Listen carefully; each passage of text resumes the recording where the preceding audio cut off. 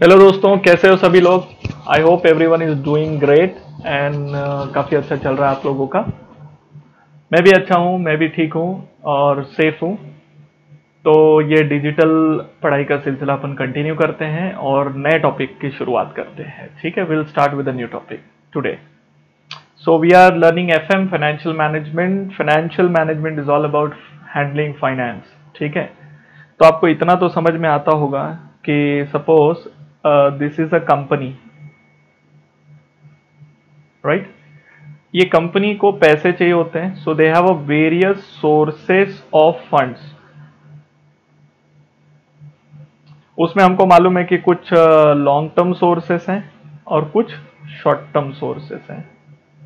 तो ये जो पैसे ये लोग लाते हैं लॉन्ग टर्म सोर्सेस से, they can bring money from share holder fund, they can bring money from date funds, जिसको आप लोन फंड्स भी बोलते हो, है कि नहीं। And the short term funds are like bank ODs. When you go to the bank, you ask for bank overdraft or you ask creditors to give a credit period. So these are the various sources of funds. And we know that these all sources, especially this one, long one, has some cost associated to it, which is represented by letter K. It means when we talk about long term sources, it has got a cost. So when you bring this money to the company, there is a responsibility upon you that this company should invest these funds properly.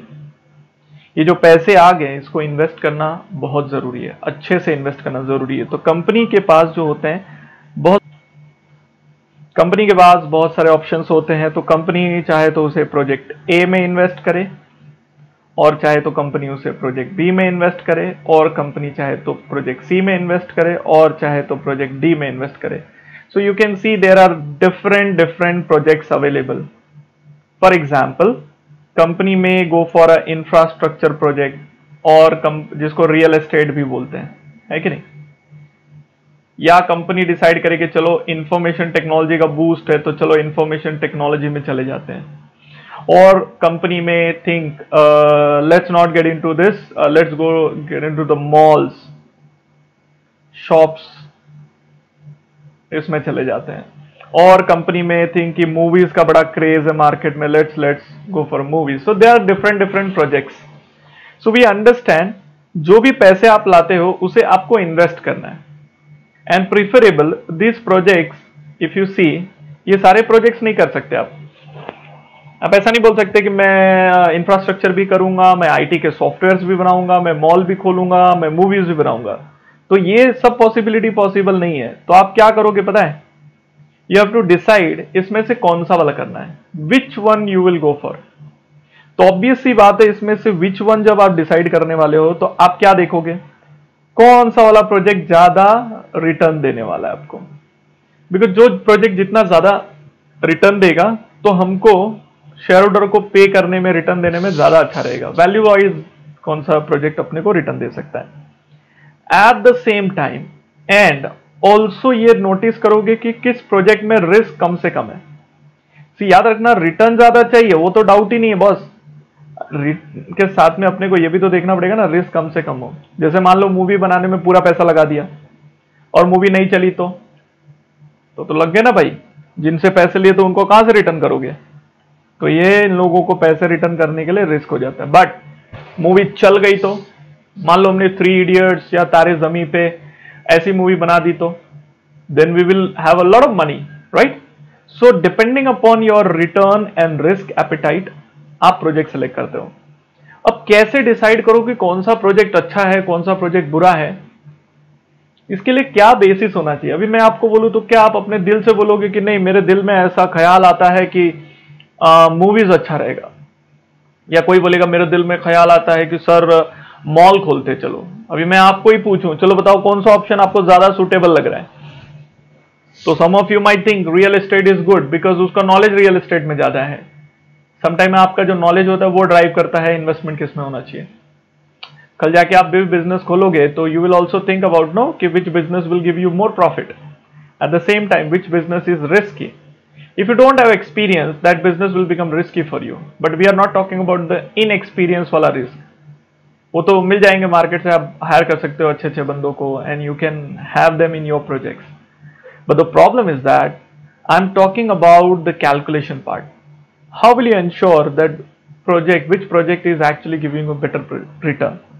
So for that उसके लिए we have technique, we have a methods, we have a different methods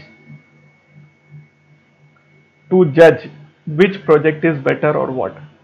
These methods are called capital budgeting techniques. Capital budgeting technique. That means we have to allocate our budget, capital, using these techniques. So techniques का मतलब कुछ नहीं है. We have a various parameters. मान लो आप में से कोई लड़की देखने जाए, या मान लो लड़का देखने जाए शादी के लिए. मान लो हो गई आपकी उम्र शादी की, घर वाले बोल रहे जाओ लड़का देख लो, या घर वाले बोल रहे जाओ लड़की देख लो. तो समझो मैं गया लड़की देखने. तो जब मैं लड़की देखने जाऊंगा तो ऑब्वियसली दिस रिलेशनशिप, मैं ऐसे थोड़ी सोच रहा हूं कि this relationship will be there only for few months. This is gonna be a long term relationship. So ऐसा नहीं कर सकता, चल आज इससे शादी कर लेता हूं, कल नहीं पसंद आएगी तो उससे कर लूंगा, वो नहीं पसंद आएगी तो इससे कर लूंगा. You can't do that. So when you go for your marriage proposals and all, तो हम लोग क्या करते हैं, इवेलुएट करते हैं. हम देखते हैं कि हमसे वो कंपैटिबल है कि नहीं.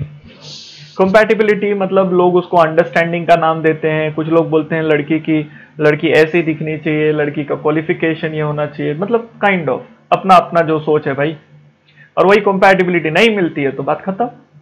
बोलने का मतलब ये है कि जब हम लोग एक शादी में हम लोग इतना दिमाग लगा सकते हैं, बिकॉज हमको मालूम है कि ये लाइफ टाइम डिसीजन होता है. You can't take this decision every now and then. उसी तरीके से when you think of investing somewhere, you have to use some parameters. These parameters, these methods, these techniques are called as capital budgeting techniques. Obviously capital budgeting won't help you in marriage proposals. Come on, ये सिर्फ financial decision making के लिए काम आता है. तो हम क्या करते हैं, उस प्रोजेक्ट को हम लोग देखते हैं. what we do actually, देखो हम कुछ ऐसा करेंगे. देखो हमको सिर्फ ये समझ में आना है कि कैपिटल बजटिंग मतलब हम लोग फाइनेंस के पॉइंट ऑफ व्यू से देखेंगे. जैसे फाइनेंशियल डिसीजन मेकिंग है, इसलिए ये चैप्टर इधर है ना, फाइनेंशियल डिसीजन मेकिंग मेथड्स, इसी को कैपिटल बजटिंग बोलते हैं. And probably this financial decision making is long term decision we are talking about, short term नहीं. लॉन्ग टर्म भी बोल सकता हूँ, इरिवर्सिबल भी बोल सकता हूँ. एक बार डिसीजन लिए यू कांट रिवर्स इट. एक बार आपने मॉल खोल दिया, सडनली यू रियलाइज मॉल में मजा नहीं आ रहा है, let me go and make movies, तो सालो मॉल का क्या करेगा. So this decisions are irreversible. And then what we do, we project, we estimate certain things. Now क्या एस्टिमेट करना पड़ता है, हमको ये एस्टिमेट करना पड़ता है what will be future cash flows, cash inflows. इस प्रोजेक्ट को करेंगे तो क्या पैसे मिलेंगे. सिमिलरली लाइक अगर मैं मॉल खोल रहा हूं तो मैं ये सोचूंगा कि मेरे मॉल में मुझे इनकम कहां से मिलेगा, इनकम में मुझे क्या फ्लो मिलेगा, फर्स्ट ईयर कितना इनकम होगा, सेकंड ईयर कितना इनकम होगा, थर्ड ईयर कितना income. Obviously you need some experience guy, और जब हमको एक्सपीरियंस होता है तभी हम इन सब चीजों में हाथ डालते हैं. नहीं एक्सपीरियंस है तो we have to hire people who have experience. So we will estimate future cash inflows. Secondly, we will estimate what will be cash outflow. मतलब खर्चा कितना होगा. इसको आप कॉस्ट ऑफ प्रोजेक्ट भी बोल सकते हो, कोई दिक्कत नहीं है. कॉस्ट ऑफ प्रोजेक्ट, इस प्रोजेक्ट में कितना खर्चा होगा. फ्यूचर कैश इनफ्लोज मतलब कितना पैसा मिलेगा. कैश आउटफ्लो मतलब कितना पैसा जाएगा. इन दोनों को हम लोग कंपेयर करेंगे. दूसरा, there is one more very important thing, हमको कितना मिनिमम रिटर्न चाहिए. So we do some minimum return का क्राइटेरिया. मिनिमम रिटर्न कितना होना चाहिए बताओ. मान लो अगर मैंने कोई पैसा 10% पे उठाया है, तो बताओ मुझे कम से कम कितना कमाना चाहिए. कम से कम एकदम मिनिमम, उससे नीचे नहीं जाना चाहिए. Obviously 10%. So minimum return is nothing but cost of capital. और योर अपॉर्चुनिटी कॉस्ट, कि भाई इसके नीचे मुझे नहीं चलेगा. Now I tell you what is opportunity cost. Suppose if I invest my money into bank, bank is giving me 10%. You came to me and you told me that, sir, you have money, give me, I'll give you 10%. So will you give? अगर दोस्त अच्छा है मान रहा तो दे दूंगा, लेकिन अगर बोलता है 9%, मतलब पागल है, बैंक 10% दे रहा तेरे को 9 में क्यों दूं मैं? बिकॉज मेरा opportunity cost is 10%. It's not my cost, it's my opportunity cost. Because मैं उसमें उतना कमा सकता हूं, तो मैं तुझे क्यों 10% में दूं? पागल हो? नहीं दूंगा. समझा? तो बोलने का मतलब ये चीजों को क्या करना है हमें, इसमें से कुछ चीजें हमको पहले से शॉर्ट पता होती है, कुछ हम लोग एस्टिमेट करते हैं. जैसे मिनिमम रिटर्न तो मुझे पता ही रहता है कि मार्केट से कितने में मिल रहा है फंड्स, राइट, एंड देन उस फंड्स को मैं यूज करूंगा. सो यहां पर एक चीज समझ में आ रही है, वो पैसे लाके हम लोग इन्वेस्ट करने वाले हैं. अब एक चीज और समझिए, ये हम लोग कैसे करेंगे मालूम है? फ्यूचर कैश फ्लो हम लोग एस्टिमेट करेंगे life of the project and each year cash flows.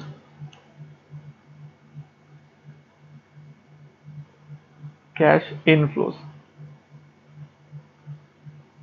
तो ये जरूरी है भाई. फ्यूचर कैश इनफ्लोज मतलब जब आप प्रोजेक्ट करते हो, मान लो अगर मूवी बनानी है, चलो बताओ मूवी की लाइफ क्या होती है, तो मूवी कब तक आपको कमा के देगा? देखो, एक तो मूवीज जब बन जाती है तो इमीडिएटली जब वो रिलीज होती है तो first week, second week, third week, उसके बाद वो ढीला होने लगता है बिकॉज अदर मूवीज आ जाती हैं. तो उनका जो लाइफ स्पैन होता है it is somewhere 3 weeks 4 weeks. कुछ कुछ मूवीज ऐसी होती हैं जो उसके बाद भी बिकते रहते. बट द पैसे का जो फ्लो होता है, इनफ्लो होता है, वो इनिशियली बहुत ज्यादा होता है, then it is gradually over a period of time वो स्लो डाउन हो जाता है. और मूवी नहीं चली, समझो लॉकडाउन हो गया, आपने मूवी बना दी, रिलीज नहीं करी, तो आपको खर्चा तो बेयर करना पड़ा है. जैसे बिल्डर्स हैं, अपने रियल एस्टेट के प्रोजेक्ट्स बना दिए लेकिन नोबडी इज बाइंग, तकलीफ बढ़ जाएगा आपका. Are we getting my point? So फिर जब हम लोग लाइफ और ईच ईयर के कैश इनफ्लोस को प्रोजेक्ट कर सकते हैं, ये सब हम जब एस्टिमेट कर पाएंगे ना, तो ही कैपिटल बजटिंग की टेक्निक यूज कर पाओगे. बिकॉज बिना उसके मैं कैसे आपको फाइनेंशियल डिसीजन दूं, मैं कैसे बताऊं कि प्रोजेक्ट करने जैसा है कि नहीं करने जैसा है. मैं इसमें ये नहीं बता रहा हूं, अनसर्टेनिटी की बात नहीं कर रहा हूं. There is something called as, sir ये जो कैश फ्लोज वगैरह मैं एस्टिमेट करूंगा but it will be subject to risk. मैं यहां पर रिस्क कैलकुलेशन की बात नहीं कर रहा हूं. In your syllabus inter level you don't have a risk calculation, you have only return perspective. That means you have to go with the flow. Final level you do have a risk and uncertainty, तो उधर सीखेंगे. फिलहाल अभी सिर्फ basics. इतना समझ में आ गया आपको क्या, कि आपको ये सारी डिटेल्स लगेंगी. मतलब आप मुझे बताओ प्रोजेक्ट कितने साल चलने वाला है, आप मुझे बताओ कितना खर्चा आएगा, आप मुझे बताओ क्या कॉस्ट हो या क्या अपॉर्चुनिटी कॉस्ट होगा. बोलने का मतलब होता है ये बेसिस पे हम लोग एस्टिमेट करेंगे कौन सा प्रोजेक्ट अच्छा है. 2 प्रोजेक्ट दिए रहेंगे ए और बी, अपने को डिसाइड करना है दोनों में से प्रोजेक्ट कौन सा अच्छा है, बेटर है, वैसा टाइप में डिसीजन लेना है अपने को. Are you clear with this? तो पहले इतना बेसिक्स लिख लीजिए, then will move ahead with this.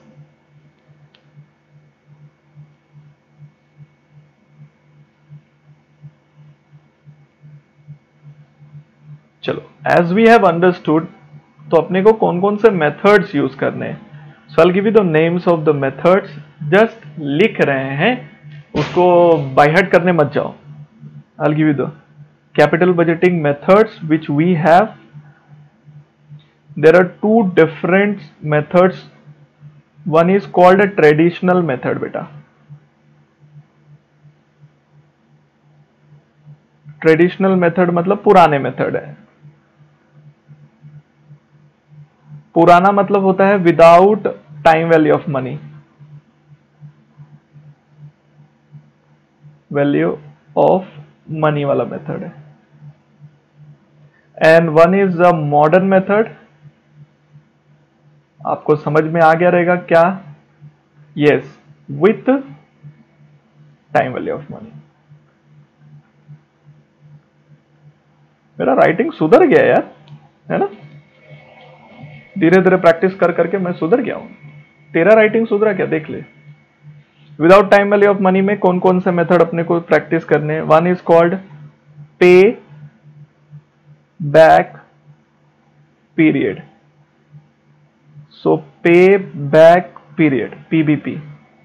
Second is called average rate of return, shortcut में ARR बोलते हैं, और इसी का नाम है accounting rate of return, again short form same. ठीक है, सिर्फ नाम है, ऐसा कुछ टेंशन लेने जैसा कुछ नहीं है, ठीक है ना। इसमें दो ही मेथड करने हैं। फिर यहां पर as we are going to consider a time value of money, it means we will get a cash flow का present value, so discounted value, present value मतलब discounted value, so will calculate discounted pay back period.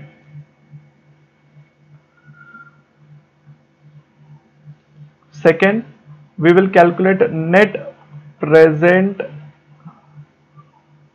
Value, NPV shortcut में बोलते हैं। We will calculate something called as profitability index, shortcut में इसको बोलते हैं PI। Fourth, we will calculate IRR, समझेगा कहां से IRR क्या होता है, इंटरनल और inherent rate of return, shortcut में IRR बोलते हैं, ठीक है। एंड उसी में आगे लिख लेते हैं मॉडिफाइड IRR, इसको शॉर्टकट में MIRR बोलते हैं। ये टेक्निक्स अपने को करनी है। फिलहाल नाम लिख लो, क्या कौन कैसे करना है वो दिमाग लगा लेंगे अपन, आप टेंशन मत लो, वही सब अपन इसमें अभी करने वाले हैं, तो पैनिक नहीं होना है। पहले सब लिख लो as it is and then we will move ahead and will discuss, समझा। लिख, चलो, वेरी गुड।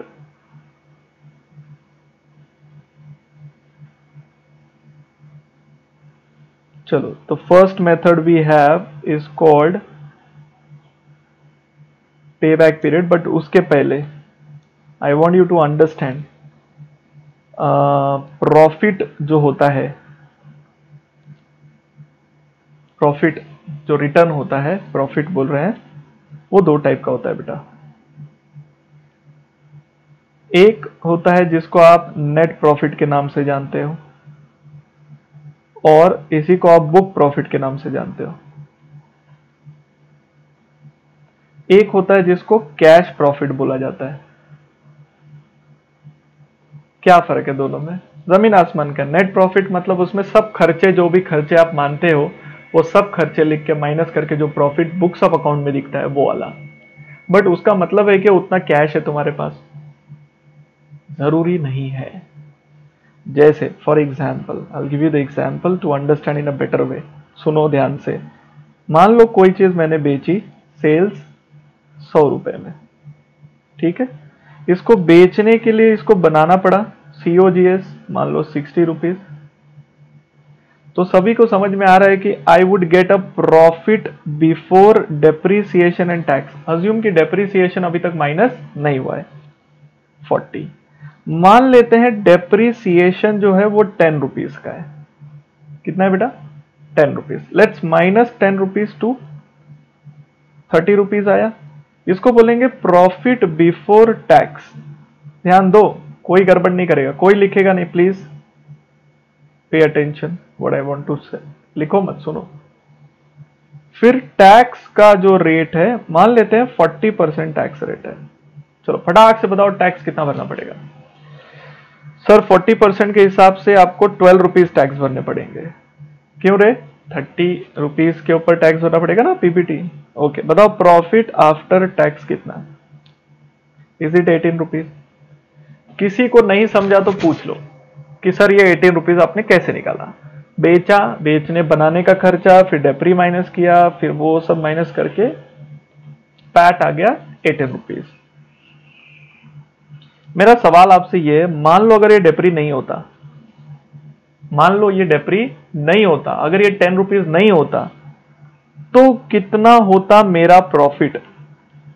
तो ये प्रॉफिट कितना होता, फटाक से बिना कैलकुलेशन करके बता दो। यस, कितना होता, 28 रुपीज। Are you right? बराबर कि नहीं? 28 रुपीज होता।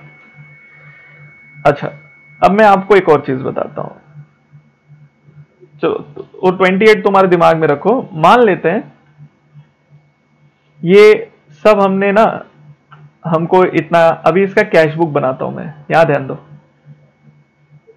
कैसे बनाऊं, जगह कहां है जगह, चलो कोई बात नहीं। ये रहा कैश बुक। कैश बुक पता है ना क्या होता है? ये सब रिसीट्स यहां लिखूंगा, पैसा मिला, यहां लिखूंगा सब पेमेंट्स। मुझे जानना है कि मेरे पास पैसा कितना है। चलो बताओ, सेल्स 100 रुपया मिला, कैश में हो रहा है, सब कैश में हो रहा है। पेमेंट किया, COGS 60 रुपया पे किया। डेप्रिसिएशन 10 रुपया किसको दिया? अबे साले, डेप्रिसिएशन किसी को देता है क्या? पगला गया क्या? मार खाएगा भाई तू। Tax 12 rupees. चलो सोच के बताओ मेरे पास कितना पैसा है। 100 रुपीज था, 60 रुपीज पे किया, 12 रुपीज गवर्नमेंट को दिया, मेरे पास है 28 रुपीज बैलेंस। ये जो 20 रुपीज बैलेंस दिख रहा है, इसको बोलते हैं बेटा cash profit of 28 rupees. Cash profit मतलब, देख अगर तू देखेगा 100 में बेचा, 60 उसका ये खर्चा, टैक्स पे किया 12, मतलब 28 रुपीज तेरे हाथ में है। अब तू उसको उसमें से 10 रुपया डेप्रिसिएशन का लॉस बोल मत बोल, पैसा तो तेरे पास कितना है? 28 रुपीज है ना। लेकिन बुक में प्रॉफिट कितना दिख रहा है? It is called book profit. Book profit, net profit. Book profit 18, cash profit 28। The only difference is because of, बोलो बे, depreciation. It's very simple, you know.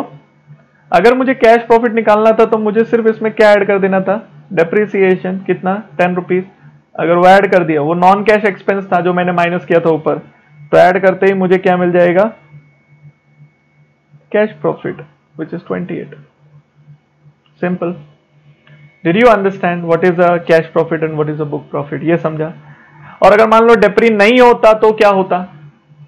अगर डेप्री नहीं होता तो तेरा बुक प्रॉफिट और कैश प्रॉफिट अलग होता कि सेम होता? तेरे हिसाब से सेम होता। एक बार एक काम करते हैं, कैलकुलेट करके देखते हैं, मगजमारी नहीं चाहिए मेरे को। मान लेते डेप्री नहीं होता तो सेल्स ऑफ 60, ये 40 हुआ, डेप्री नहीं है, 40 हुआ। टैक्स कितना भरता तू? 16, कितना आएगा?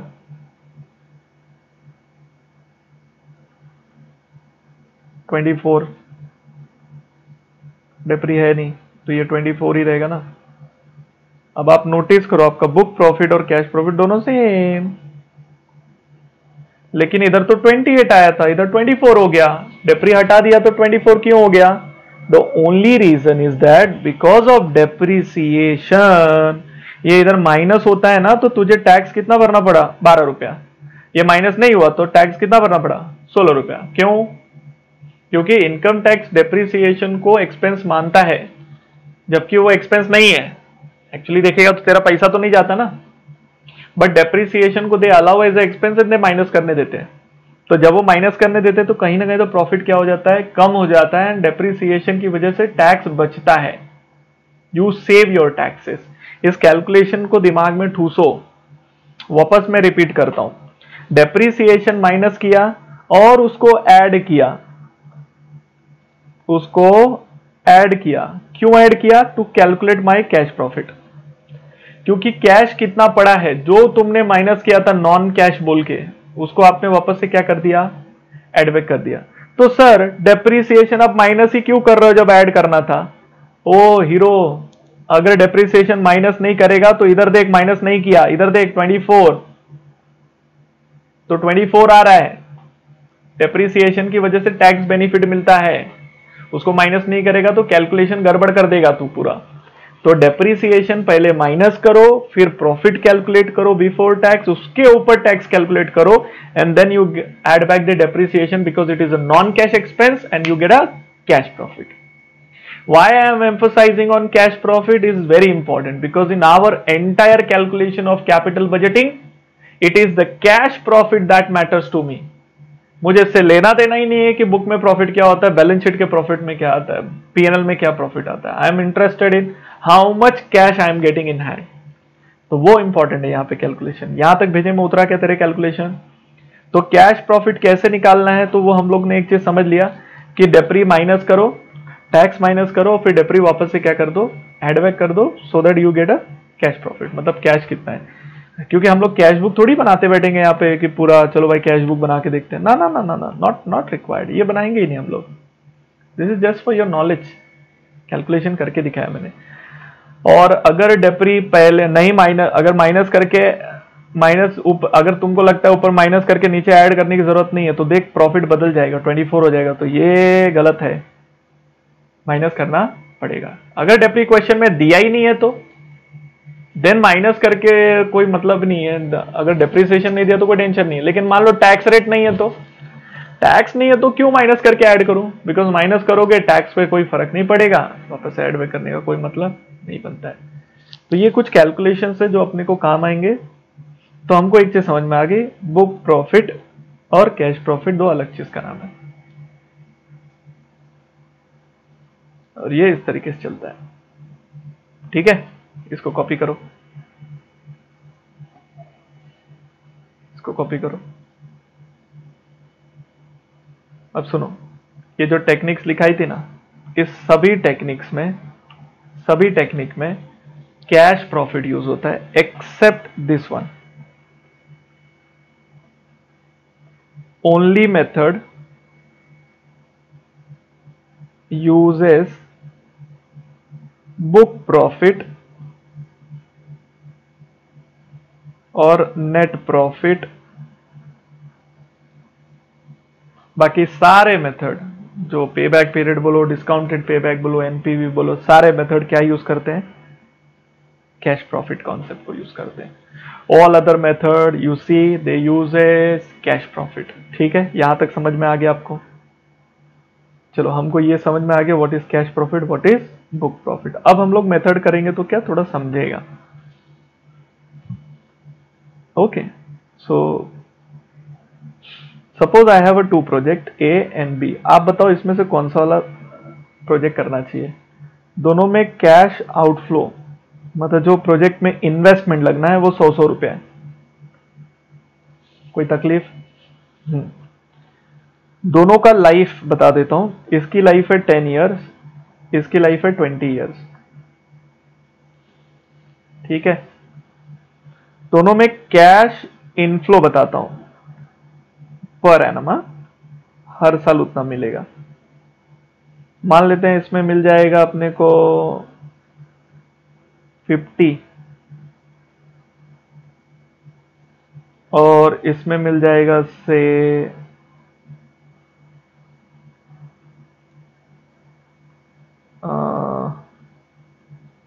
25. कौन सा प्रोजेक्ट करने जैसे बताओ. चलो 20 की जगह ना 25 इयर्स ले लेता हूं. चलो बताओ दोनों में से कौन सा प्रोजेक्ट करना चाहिए. तो आप फटाफट कैलकुलेशन क्या कर रहे हो, पता है सर ये पर एनम है, तो टोटल जो मिलना है inflow will be multiply of this two, 500 रुपए मिलेगा. इसमें दोनों जो मिलना है टोटल 625 मिलेगा. लेस प्रोजेक्ट में कितना पैसा डाला, इधर 100 रुपए डाला, इसमें भी 100 रुपए डाल रहे हैं. कैलकुलेशन करके फटाफट देखा तो इधर 400 रुपए का एक्स्ट्रा मिलने वाला है, इधर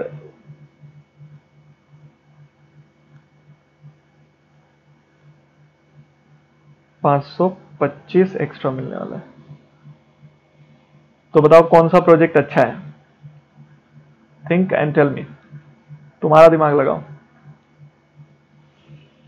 देखो प्रोजेक्ट देखो, आप अपने आराम से एकदम लेमैन लैंग्वेज में नॉर्मल तरीके से देखो. एक प्रोजेक्ट है जिसमें 100 रुपए लगने वाले, दो में ए और बी में, दोनों का लाइफ अलग है. एक 10 साल चलेगा, एक 25 साल चलेगा. एक में 50 रुपए हर साल मिलेगा, एक में 25 rupees every year you will get. So total inflows मैंने कैलकुलेट किया। इनफ्लोज का मतलब समझता है ना, टोटल पूरे प्रोजेक्ट के लाइफ टाइम में we are going to get 500, so ये मल्टीप्लाई कर दिया। We are going to get 625, multiply कर दिया। एंड वी सॉ नेट जो इनफ्लो होने वाला है will be this and this. So एक बोलते हैं ना, नॉर्मल बंदा अगर 5th स्टैंडर्ड के बच्चे को भी ये कैलकुलेशन पूछूं तो वो बोलेगा project B is good. Why sir? Logical सी बात है, उसमें प्रोजेक्ट में ज्यादा पैसा मिल रहा है। करेक्ट। अगर मैं आपको ये बोलूं कि ये जो प्रोजेक्ट की हम लोग बात कर रहे हैं वो प्रोजेक्ट का नेचर कैसा है, मैं आपको बताता हूं। ये प्रोजेक्ट ऐसा है ना कि जो फैशन के ऊपर चलता है, मतलब टेक्नोलॉजी बेस्ड है।